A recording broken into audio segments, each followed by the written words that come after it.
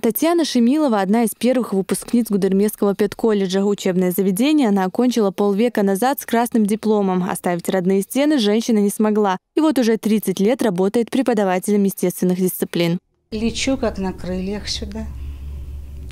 Без работы не мыслю себе жизни. Практически это мой второй дом.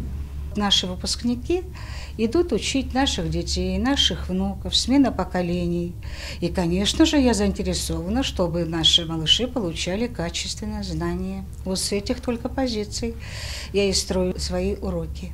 Сегодня Гудермесский педагогический колледж отмечает 50-летие. Он носит имя заслуженного учителя Чечено-Ингушской ССР Сираджи Джунаидова. Отметить круглую дату пришли выпускники учреждения, многие из которых заслуженные учителя и деятели науки. Отличившихся работников наградили почетными грамотами.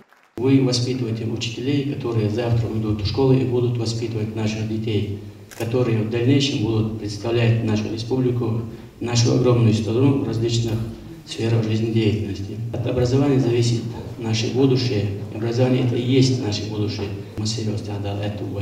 Поздравить коллег прибыли и гости из соседних республик. Не остались в стороне и студенты, которые подготовили концертную программу.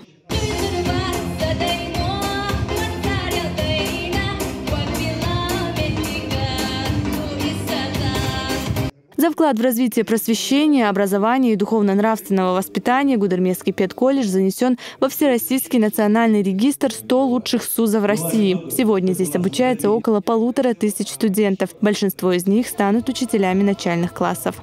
Розана Цамаева, Султан Умаров и Тимур Саратов. Новости.